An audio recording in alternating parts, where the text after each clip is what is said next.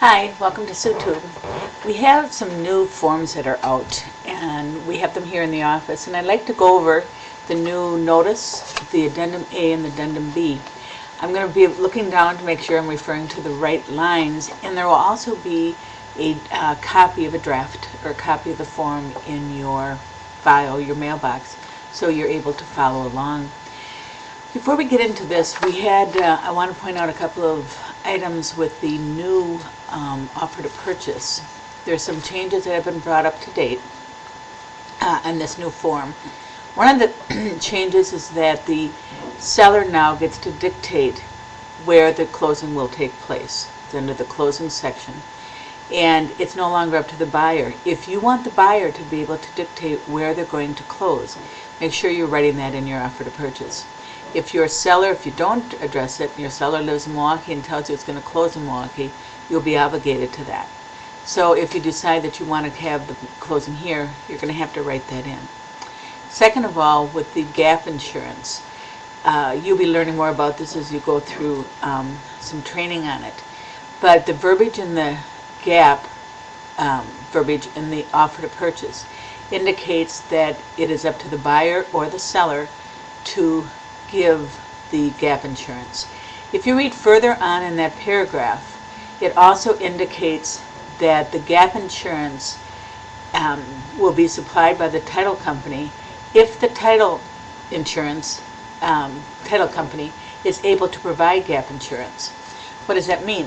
It means that sometimes there are so many delinquencies on the title that the title company isn't going to even consider gap insurance for any claim that could come from the time of updating and the closing. So check with your title company, make sure you know how much the gap insurance is, but it was suggested that you check when you have your listing information, when you have your title search done for your listing, to see if gap insurance is going to be available.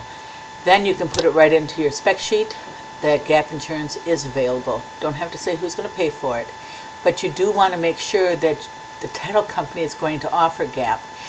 You could find yourself going to a closing and have an agent or a buyer write in the offer to purchase that the seller to supply gap insurance.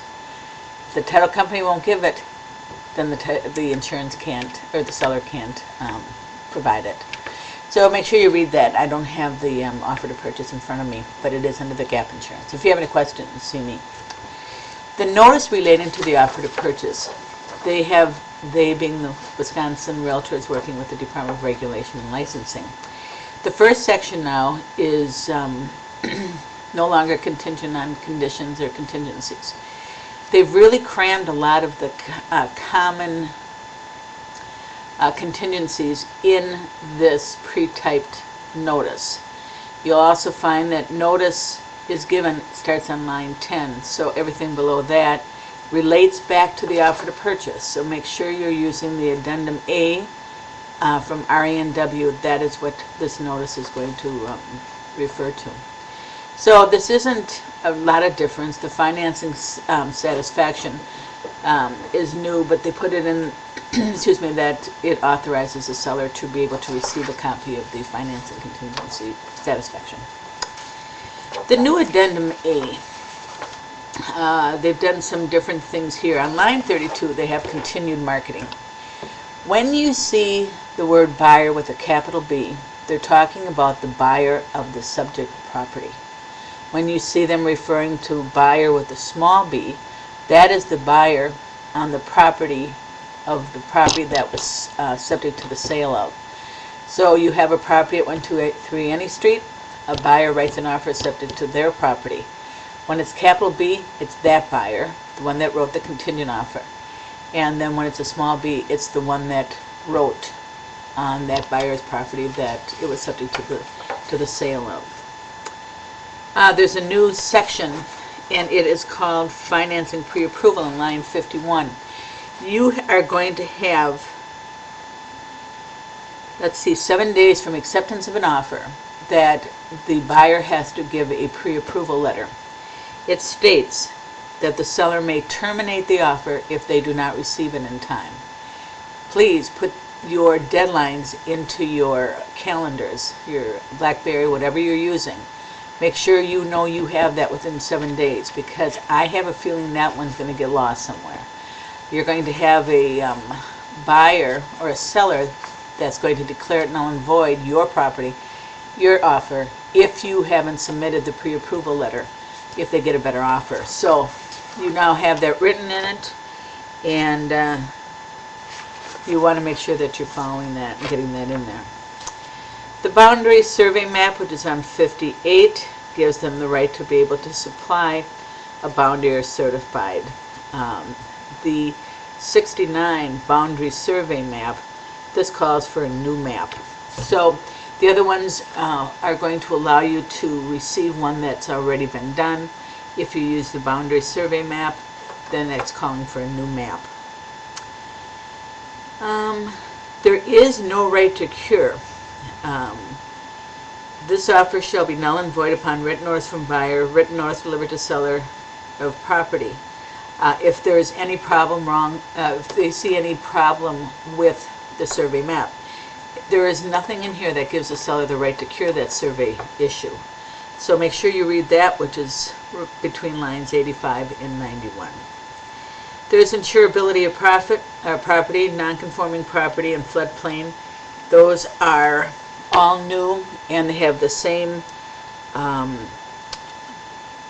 box that you can X where it says, within 7 days of acceptance of the offer, buyer may terminate this offer by delivering to seller and to listing broker written notice, which includes why they don't accept the conditions of the survey.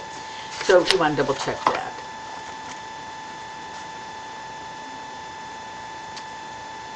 On line 149, they talk about a defect. They're talking about a contingency, testing contingency, and this testing contingency is by a qualified third party. But they're referring back to the defect that is designed or defined in the offer to purchase. So that defect is referred, go back to your offer to purchase, and it'll tell you, dictate what that defect is as far as the contingency on testing. The appraisal contingency, 162.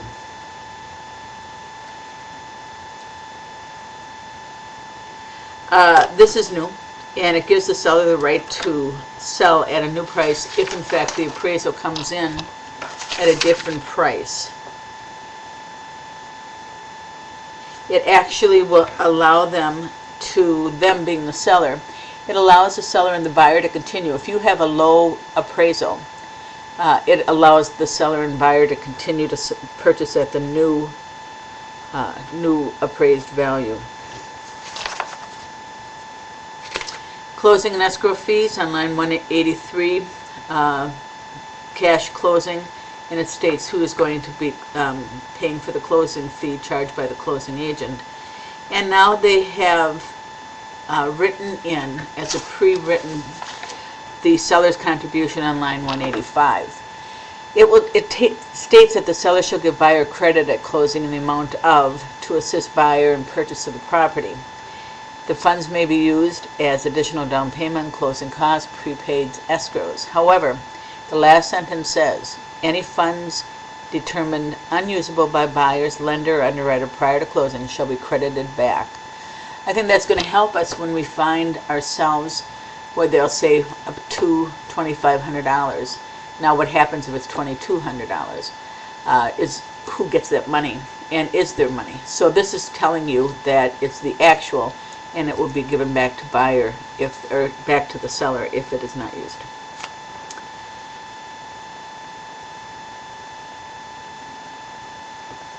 Let's see. The lender required repairs on line 234, that's from Addendum F, the verbiage from Addendum F. So we no longer have to use the Addendum F, it's already pre-written. And they also said, in the inclusion of optional provisions on line 257, that is stating to you that just in case you've written the offer and you forgot to X a property, a box, and you filled in the information on that line, by filling it in, it states that you wanted to make sure that that was X'd. So they consider that now